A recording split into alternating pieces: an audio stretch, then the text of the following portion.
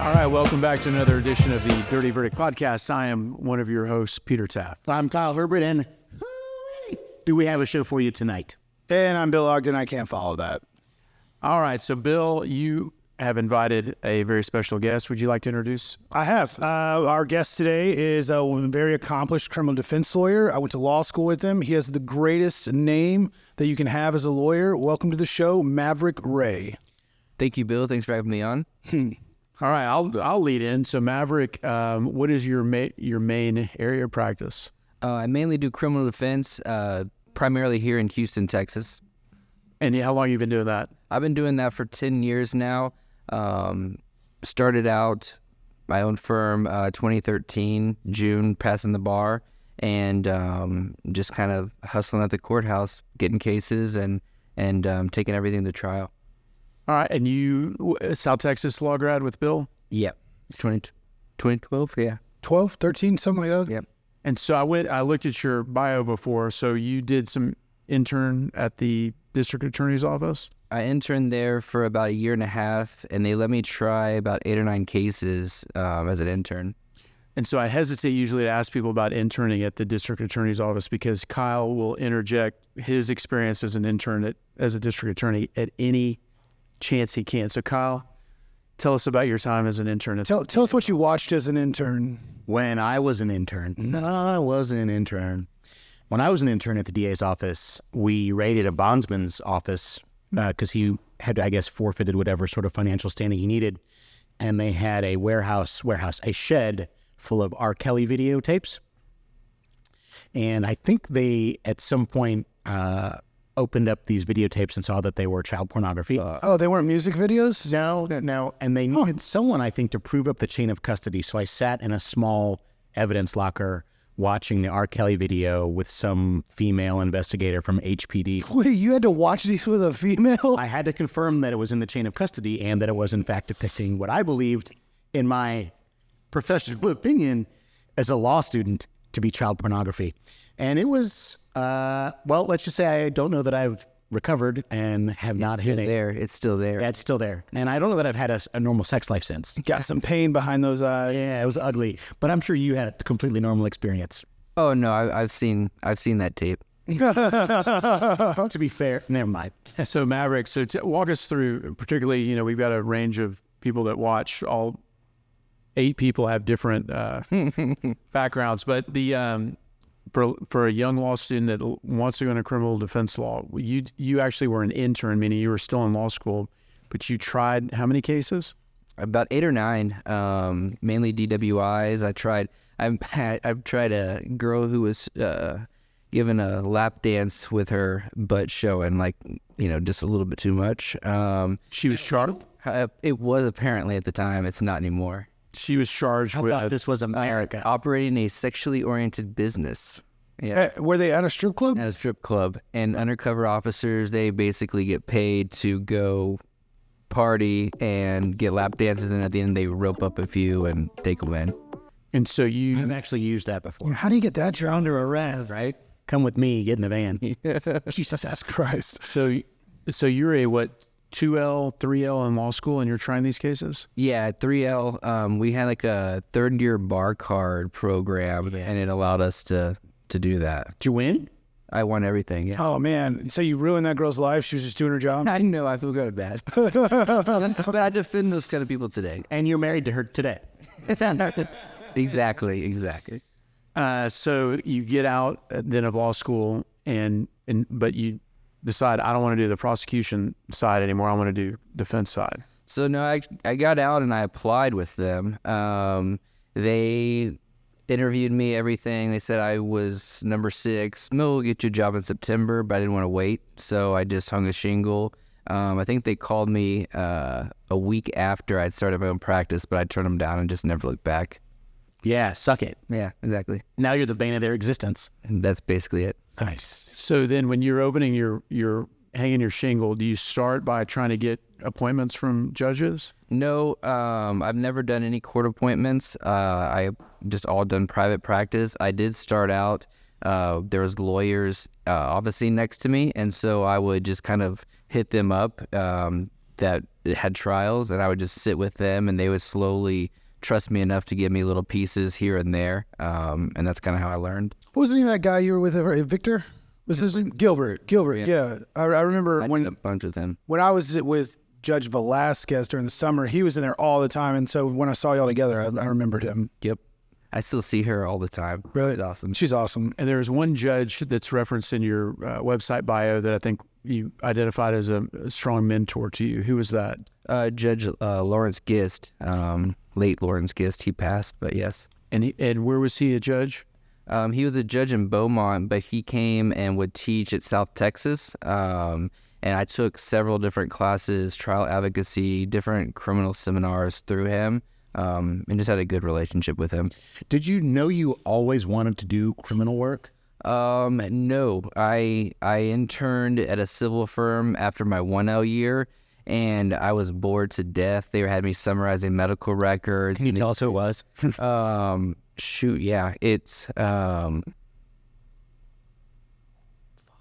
Whichever firm it is, we'll just say yes. That is not that everyone is the same, and it's plaintiffs or defendants. I mean, it's a defense firm. yeah, your first year, any internship is not going to be anything exciting usually, unless of course you're trying butt cheek cases. As a One of the guys there was like, I was like, this is horrible, guy. Like, we never get to go to court, and so they're like, oh, you need to go to the DA's office, and and they're like, you get to try cases and stuff. I was like, oh, hell yeah. So once I did that, I was like, oh, thank God, because I did not like law school after that. After that experience, I was like, oh, I can't do this for the rest of my life. I remember when Maverick got that job, we were in class and he had just found out, and he said something along the lines of, Tico book. yeah, Tico Buck. And he said, somebody goes, oh, how much do they pay you? And it was like $25 an hour, which I had just accepted a job for a criminal defense attorney that may or may not have appeared on this show, who was paying me like $9. And I was like, $25 an hour? Damn it. So yeah. Was the guy paying you $9 an hour also the guy that has like the two Maybach, Mercedes, Bentley, Jeeps? I'll give you a hint. It starts with a K and ends with an Int Schaefer. Because it seems like he's hurting for the cash. No, I driving his vehicles was the scariest part of the job. Because like, I have never had money in my life at this point. I've never really been inside some of these vehicles, and I had to drive them through downtown, which I'm still getting used to at the time. It was a terrifying experience all around. Did you take it through the Chili's drive-thru? No, they didn't have a drive-through one downtown. No, Makes sense. do any of them have drive-through? Yeah, I think the one across 59 does. That's sad that you know that. Bill, whenever your mom calls and wants a sandwich, that's where I go. Dang it. Okay, turning back to Maverick. Yes. So you hang your shingle. You told us how you started going. Was it just a build up from there, where you started getting your own clients? Yeah, slow build up. I kind of would just take whatever came in the door. Sometimes that may just be for $400, but I'll tell you what made it was a girl named Thelma Harris, and she called me, and I felt like she was like interviewing me for her lawyer. I remember she would call me randomly all the time, but I always picked up. I had nothing else to do, and so she's like, look, I only have $800. The lawyer down the hall actually said maybe give you a try since I had no money. And I was like, yeah, I'll help you out. And so I facilitated everything, and like I gave it everything I had for her, and she respected that. Turns out she has like 1 million followers on Instagram, and so then she just started promoting me through that, and my phone just like blew up. It was Thelma Harris, Cat Stacks on Instagram. Cat Stacks. What was Thelma accused of? She's was a booster, a thief. Was what they thought she was a shoplifter. But she had a High grade, Louis Vuitton, stuff like that. Oh. If you've got a million followers on Instagram, there's got to be a way you can commercialize that. Maybe that was early. This was where you early. learned how to do that. Oh, no, yeah. I mean, it's a business. Like, I remember thinking, why would I ever want to represent a thief? They must have no money. Yeah, right. They've got tons. Alleged thief. Alleged thief, of course, yes. So Maverick was one of the first one I knew of lawyers that he's an OG like social media platform, like way before Tommy, who we spoke with, and he was one of the first lawyers that I know of that I saw that was out on social media just hammering it, and built up Dopest Lawyer. Yeah. On Instagram. And so yeah, I like watched it kind of grow as we did, but he was doing it before anybody else was. So What's the secret sauce to Dopest Lawyer? Yeah, so again, I go back to Thelma. She got me hooked into the social media. She kept telling me, why are you not on Instagram? And I was like, I mean, should I be? And she's like, yeah. So she's like, get an account. I created Dopest Lawyer, which is something I thought of because it had dope, like drugs. And then, of course, Dopest, the context, and then lawyer. So I just put it together. And I remember one of my first posts, I literally just put this Versace belt, the Medusa head Versace belt that I was like, man, I want this belt. And I posted it, and all of a sudden my phone blew up, and I got 3 clients from that post. And I was like, holy shit, this works. And so Hold on. Were you advertising like someone go steal this belt? oh, no. Like, I just thought it was cool. But I mean, if I would have got it, I mean, Man, that's really interesting. And then, so what are you on now? Not the dope, but Instagram, Instagram, TikTok. TikToks. Yep, those 2. Anything else? Those are the 2 main ones. Facebooks? Oh, yeah, I mean, I do Facebook, of course, your LinkedIn. Do you do it yourself, or you have somebody do it for you now? I used to always do it myself, but yeah, I've got a girl who does it for me in my office. Nice. So where's Thelma now? She got a house. She's got a job. She sells pink pussy pills. You may want to bring her on the show. Yeah. Pink pussy what? Pink pussy pills. It's these pills that girls can take, and it'll help clean out their vagina somehow. So, yeah. Can I learn something new every day? And there's rarely are all 3 of us speechless. I think That was it. Yeah. He said it, and I was like, I don't know what that is. Well, I know what I want in my stocking stuffer. Okay, yeah. Well, with that, I don't even know how to. Go ahead, take it away. Are we done? That's it. We're done with. Thanks for coming along, Maverick. And we'll talk to you probably next week. So Maverick, where we dispense with this. What part of town or what part of the world are you from? I was born here in the Woodlands. Grew up half my life here, the other half in Magnolia. Went to Texas A&M, like my parents. And then went straight into law school? Yeah, South Texas right after. I think Kyle alluded to this. When you started law school, were you kind of like, I just want to be a lawyer, or I just need something to do, or did you know, like, this is where I want to go? I knew all along I wanted to start my own firm. I knew I didn't want, like, anyone else to be the boss of me. I remember me, Bill, and Victoria Rambo, we sat around in the library talking one time, and I told him I wanted, like, this kind of future, like, modern, like, all black office. And well, in this year I kind of did that. I made a building bought an old Victorian house and made it all black on black with like a red door and it got like the styling like we envisioned. So I'd always Where's your office? Right off Heights Boulevard, 430 Heights Boulevard. But so you saw a red door and you wanted painted black, or the opposite? Oh no, it was a brown house. Oh, and the house. I did the whole thing and just. I feel like we need a field trip. It's pretty awesome. I've driven. So it's a house on Heights. Yeah, there's several law offices kind of over there. So you mentioned this vision. So you set out like, this is what I'm gonna have, and I'm gonna picture it. I'm gonna paint it and in my head, and I'm gonna manifest it. Yeah, I kind of treated law school that way as well. So this is, I guess, for if you have law students who listen to the show, this is how I did law school. I knew that you couldn't. If everyone's going there, everyone's smart, everyone's reading the same book, everyone's going to have the same pretty much answer. The only way to differentiate yourself and be the best or be better is to take a different route. So what I did is I bought a different set of books that just basically practically taught you the law, and so you could understand it, and I read those. And then I developed a system for studying for the finals. So my only goal was to beat everyone on one test. I didn't need to beat you on a daily basis. I only need to beat you one time on one test. So everyone else was all wasting their time doing that. I remember everyone always thought I was crazy because I would double fist on Thursdays. I would come in hungover. That was great because I don't need to worry about the next day. I can stand up and talk to the professor about a case. Like, that's not hard. But once you figure out how to beat them and just study for that test, then you'll do good in law school. So I just kind of had a goal of cruise through law school. That way, finish it as fast as possible. And I kind of just took all classes. I never took any law school class or bar classes. I only took classes that I knew would be something I could use to open my firm or learn a skill, not a subject, I guess. How did you study for the bar? Same way. I did Barbary, but I didn't go listen. I would just sit in the library and I teach myself one subject a week and just slowly worked my way through it. Now, you mentioned some books where you said it kind of teaches you more of the, like, get your head around the law. What are some of those books? It was those case summary books, like the torts, the criminal law.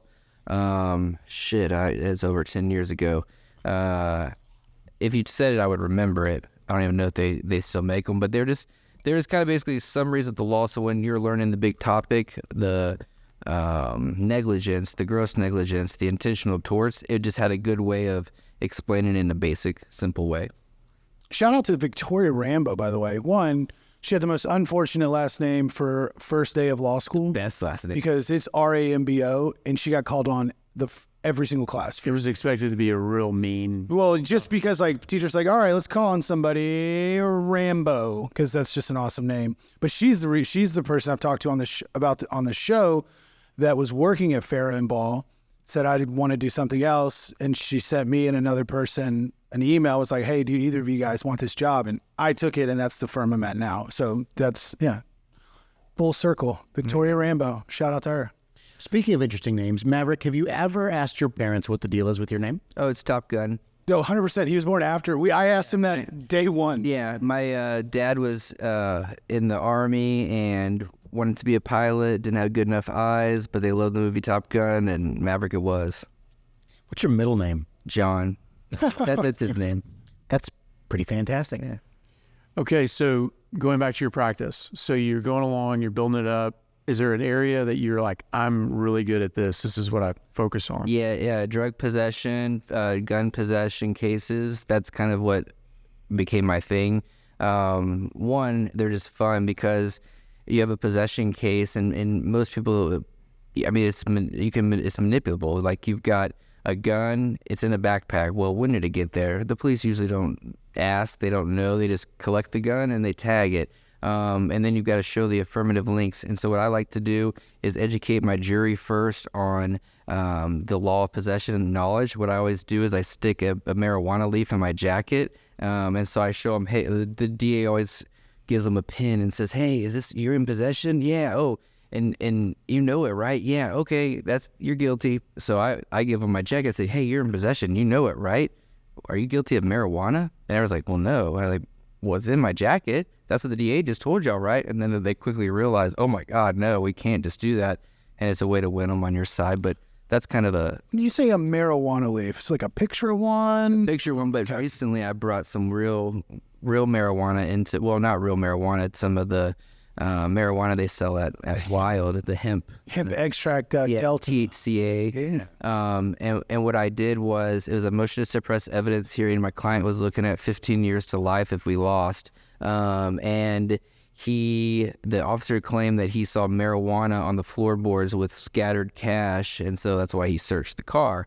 And so I brought the marijuana from Wild and just brought it to court, asked to approach him and ask if he could tell me what my substance was, and he said marijuana. And I was like, well, it's not. And then, of course, from there, was able to show that he could not differentiate by sight alone, this is marijuana or grass, some legal product. And how many cases have you tried to verdict? I would say at least close to 100 or so by now. I've done that 13 this year. Matt doesn't plea either. We were talking beforehand. So I was going to say, right before we started, you were talking about like, plea is the last resort. Going to try it. What's the thought process behind that? Yeah, it's something that I kind of picked up on interning at the DA's office. I would just notice that we always would give the best deals to the lawyer that we thought was going to really push us the farthest and would really go. And on the last day, we just, yeah, here you go, you know? And so just watching that, I realized that's who you got to be. That's how you get the best deal or the best results. You just got to hold your water till the very end. Yeah, and I mean, and be willing to try. Or to try it, yeah, too. And it's fun. I love trial. I'll take sitting around in a courtroom trying a case all day over the everyday hustle of daily court resets. We've had Kelly Johnson on, Judge. Yeah. And she talked about some of the drug courts and things. Do you have a role? She had terrible stuff to say about you. No, she didn't. No, baby. That is something that I think is that a lot of people don't understand. Is it's not just like one, Law and Order. There's one court and follows the same progression every time. Do you, with that background and on the possession type cases, are you in this drug court on occasion? Yes, RIC court stands for reintegration court. What they do is find and target cases where, hey, this person may have a crazy criminal history, but it's all possession related, or it seems there's a substance abuse issue. And so, yeah, it is. You do have courts like that help out as far as people's lives, and that's rewarding. I would say I've got a client right now who's got a major PCP addiction, and when she is, I call her my Aunt Tracy. She's that cool of a lady, and when she's not on it, she's awesome. When she's on it, like, you don't know her. So it's people like that that I've kind of picked up throughout my line of work that I do, try and help and offer just kind of advice to along the way. And it sounds like, so in the normal case, they want to put your client in jail and you want that to not happen. It's very binary. It's like you either win or you lose. That thing is more like, let's be collaborative and let's kind of think outside the box and try to figure out something that actually helps this person. Is that fair? Exactly. There's times where we can go above and beyond by seeking out and finding these rehabilitative facilities or finding a special mentor and just sitting down with them and making that introduction. These people, they're coming from 3rd Ward, 5th Ward, Acres Homes. They don't have the ability or sometimes the confidence to go out and facilitate that interaction. And so sometimes I'm able to do that. And it's definitely rewarding. It seems to me, practicing law the last 20 years, that the criminal defense world has become very specialized. Like, I think when I was in law school, I thought of like criminal defense lawyers as basically like felonies and murders and then like everybody else. Mm-hmm. But like, I know like a lot of guys, like all they do is DWIs, or guys, all they do is drug possession, or all they do is like white collar, huge felony drug possession, or all they do is white collar. Is that the case, or is that just my perception? No, you're right. There's definitely people who would just do everything, but criminal law is very specialized, especially when it comes to your DWI and intoxicated related offenses. A lot of science in that. So much science. I actually went to Chicago this year to start learning that science. And I mean, it's intense. It's stuff that, we're lawyers. We are trained to argue and to be able to formulate how a gas chromatograph mass spectrometer works, and how to find. And that's from Ghostbusters. I was about to guess that. Halloween's right. We're going to talk 30 minutes on that. So just bear with it. No. Yeah. So you've handled a bunch of DWI cases and you're just getting more up to speed on whatever the current state of affairs is with the science on that. Yeah, just you have to constantly stay up to the game as far as that science, because it's constantly changing. Just from, only 10 years of practice. When I started, we were just ending there was pretty much no test, no accident cases, meaning there was always a breath test or blood test because the no warrant had taken place. Mm-hmm. So my whole, career, there's always basically been a test, but that machine now has already changed. So I've had to learn a whole new machine.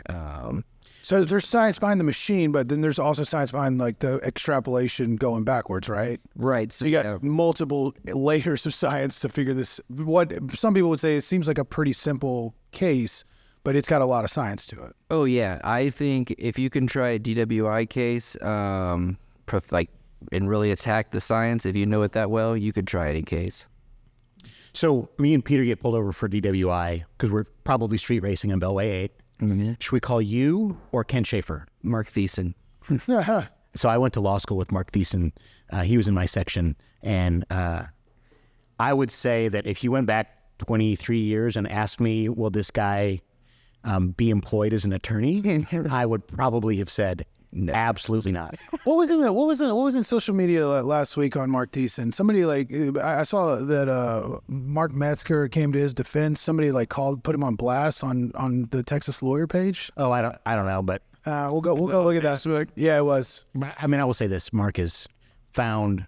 I wouldn't say the only thing that he could do, but the thing that he does incredibly well, and he has the perfect exact personality to do exactly what he does. And he's a friend, and we've hung out plenty since law school, and I'm always impressed with. He found that exact niche to do exactly what I think he was gifted to do, and I'm impressed by it. Yeah, I tried a quadruple intox manslaughter with him in December last year, and that's what led me to go to the class and stuff. He just hanging out with him, he's a special guy. He's good. Doesn't that make you upset? Because I think we're still considered young lawyers, especially compared to these two guys. Oh my God! But when you because I was in a point in my career probably 4 years ago where I thought I was a pretty damn good lawyer, and then a door opened to me on the medical side, on the damages side, where I started learning and appreciating them more, and I realized I was a shit lawyer. I was a halfway good lawyer.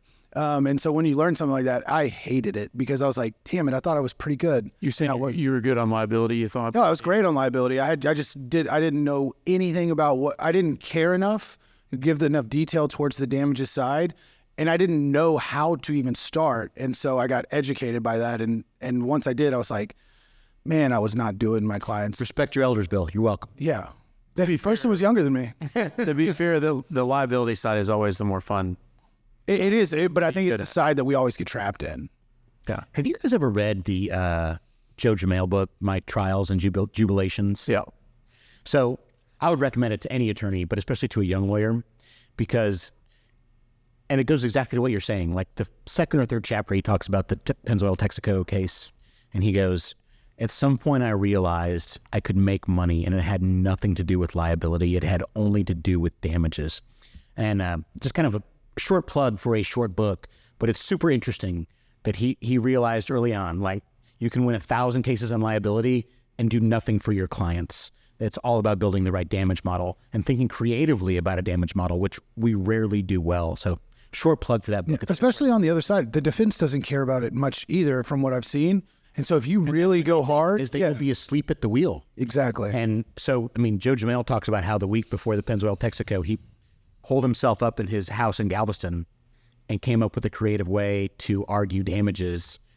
And the defense was flat-footed. They had no response to it, and they ended up getting a $3 billion judgment. It was 5 and some change. No, it was over 10, I believe. So $9 billion, and then they settled for It was in 2000, right? It was a long time. It was 20, 30 years ago, right? Oh, no, at least. They argued it at South Texas.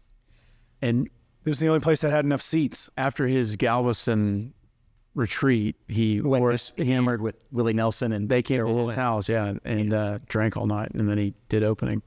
Happens to me all the time. Yeah, all standard. Oh, Maverick, we departed from your area of expertise. Are there any other areas of criminal law that you say, this is my call me for this one? Yeah, I do tons of aggravated assaults, murders, violent crimes as well. There is, we're Houston. We actually 2 years ago we were the murder capital of the nation. So H-Town, number one. And speaking a little bit on what Bill said, yeah, I had a similar moment. I think it was probably 2018 or so. I got a not guilty on a murder case, and so I thought I was hot shit. And so yeah, you do kind of think that you can. Oh, I know this, I know that, and you kind of lose track of making sure you're going to the seminars and stuff. But getting better. But then what you get popped in the face real quick in this world, and you just have to get back on the grind. Yeah. Okay, so that goes to this question, and this is for the people out there. How can you represent these criminals? What's your morals? Your moral fiber? Can I ask the same question in a slightly different way? Yeah. Because I think your answer is everybody's entitled to a defense, and that's your job. Oh, no. He's got more than that, but go ahead, Kyle. Well, I was going to say, I worked at the DA's office for a very brief time, and the last 2 cases I had a little bit of work on. One was an incest rape case, and one was a case where a one teenager murdered another teenager by decapitation over $40 worth of ecstasy. This is a family show, Kyle. Jesus. Calm down, Bill. And I think we ruined that with the pink pussy pills, but my boss came to me and was like, hey, are you going to interview at the DA's office? And I was like, no. Like, I think this is important work. I'm glad other people can do it. But I can't take this home with me. Like, I think about it. It makes me not a happy camper. I'm already kind of living right there on the edge. How do you handle that? Like, do you take this stuff home with you? Can you just turn it off? What's the psychological process that helps you manage your job? No, there's definitely days it comes home with you. I will say that over time you learn to kind of manage it. It is, I've thought about it. It's kind of I was like, you know what, we're all just sitting here, kind of like in a stock market setting, and we are literally negotiating what is the price for killing a person or robbing that bank. And sometimes we say things like, well, we didn't really like that gas station anyway, so we're going to give this guy a little bit less time. Like, it's kind of morbid, but I mean, if you kind of just have to sit back and laugh about that kind of part of it at the end of the day. But no, you do have to basically just always remind yourself that, like, hey, my job is to represent this guy as hard as I possibly can, and to basically find a creative way to beat the charge. I always look at it as a game. How, they say they can prove it. Well, let's see if they really can. We're kind of like a litmus test and like a checks and balances on the government. So that part of it makes it fun because I like fucking with them. I hate the government. So I will say this, and I've heard this from a number of different friends that have been prosecutors over the last 10 years, but they hate Maverick's posts because Maverick will get like a dismissal on a charge, and he picture with his client, arm around, and they're like holding the piece of paper, the dismissal page, and he's like, just got another one. And I know that drives prosecutors crazy, which makes me encourage you even more. well, maybe that makes them better, right? Hey, it's not Maverick's fault that they can't do their job on that case. Like, that's how I look at it. Maverick didn't write the Constitution. He just follows. He's just a steward of it. So we ask a lot of folks on the show, is there a particular case or cases that you're proud of or memorable or are something that is kind of worth chatting about that you've handled that you think we could share with our audience? Oh, yeah. I had a fun one. I just tried a murder case, I think about 4 weeks ago. He was guilty. He confessed. And see, that's what's fun about this line of work is going into it. I told you, he confessed, and there's just some, text messages where he texts his wife 2 hours before saying, I'm going to go gun these motherfuckers down. We're at wars with the blacks. And You got a not guilty on that? no, he was we had him okay. out for a little bit, but no, we kind of knew we were going to lose this one, but you can still go in with a straight face and argue it because there are good things to argue this case. But what I got to do is we didn't have any experts, so I had to become the expert. And what I did was we had a firearm expert, and that was kind of the main thing. She basically made it where my client could be the only person with the gun. And so I knew I had to beat her without an expert. So I simply showed that she could not be an expert. And I asked her to disassemble the Tech 9 machine gun that my client had been found with. And she couldn't do it. So I'd watched the YouTube video that morning on the drive to work. And of course, I had brought my hammer and my screwdriver with me in my briefcase. I whipped it out in front of the jury and just started working on it in the overhead. And the prosecutors stand up and they're, objection. And the judge is like, what? Like, What's your objection? Yeah, like, what's going on? And she did not know what I was doing at the time. She's like, he's just using the overhead. And I was like, yeah, I'm just using the overhead. And then, so like, Judge, he is hammering this gun right now. She's like, what? And, it became a big ordeal. But, eventually the jury did stand up and say I'd kind of scared them a little bit. But no, it's fun. Just things like that make the job fun. I've had probably my favorite conversation I've ever had with another individual is this guy. He was in jail and he had called me and he wanted to explain to me why they could not prove he was in possession of the ecstasy, and they had found this ecstasy in a jewelry box that was shoved up his ass. And I'm like, Small box. How big a box? it was one of those little ring boxes. I asked that too. I was like, what? I couldn't. He went to Jared. Yeah, he went. Yeah. It's called Every kiss begins with a K. yes. It's called keystering also with a K. But he literally, to get some money on his books, which is like their commissary money, he agreed to get a tattoo of this woman on his face because she was upset he had gotten a tattoo of a different woman's name on his neck while he was in there. So things like that, as a lawyer, I didn't think I was going to go to law school for, but I deal with that all the time in my practice. And Maverick, you probably have about 100 stories similarly weird or whatever, not conventional. Unique. Amazing. Yes. Are you going to get any tattoos on your face? I've thought about it. What? A teardrop. All right. So other than teardrop, which is obviously Bill, you got to get a tattoo on your face. What's it going to be? Starting with Peter. Longhorn. Weak. Sorry, you meant me first. I want to get eyes. Face. I want to get eyes on my eyelids, so when I'm sleeping, people think I'm still awake, so they'll still be on their P's and Q's. I like it. Nice, smart. Maverick? I probably would just go with the permanent eyeliner so I could look Greek, There you go. Okay. It's not bad at all. Kind of like Johnny Depp, the Pirates of the Caribbean. I will say this. I once deposed. Wait, you didn't answer. I was going to say, I once deposed a dude who had a swastika tattooed on his face. Please don't say you're going to get that. And I don't know what I would get, but it would definitely not be. Okay. It's that guy that starts like right below the ear and goes down the neck. That would not be the one that. And Peter exhales. Yeah, right. And Josh. Yeah, Josh as well. He's a Navy SEAL. Josh, by here. I can't see Josh's face on my face. Yeah, I would. So Maverick, aside from criminal, your firm also does some civil personal injury stuff? Yes. In 2015, I added a lawyer on, and we slowly started to grow our civil practice. Last year, we tried 2 cases to a jury, a case that we helped a different firm who had kind of done all the pre-litigation work, and then I took over and did the whole trial. It was a DTPA case, and another First party?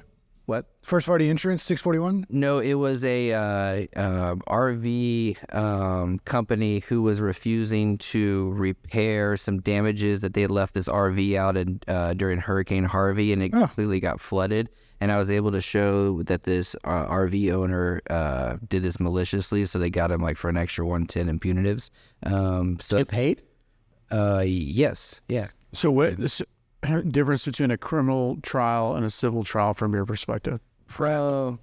Yeah, there's so much paperwork in the getting ready process for it. Cause I show up with an iPad and a legal pad, and I'm good to go. By now I can just listen to the witness and take it down. But yeah, you have to get all the exhibits, everything labeled, all that. It's a paper. Depot cuts, it's a MILs. 0 face tattoos. So far. Yeah. I No ring boxes in anyone's in nature's pocket. Yeah. I put on a the other case we tried was a sexual assault in the workplace, and that's basically like putting on a misdemeanor assault, a Class C, a sexual assault basically, and Against a restaurant? Against a employer. He was promoting her and hiring her for positions she wasn't qualified for, and then fired her when he refused her sexual advances. It's always an assistant principal. We have talked about several of those cases in the news. Who's your least favorite prosecutor right now? Let's throw some names out there and just dox them. I would say some of the best. I would say Keaton Forsch. Let's see. Wait, for least, or are you saying best? I think he's the best. Okay. What's his name? His name's Keaton. Last name Forsch. You want to go hire him?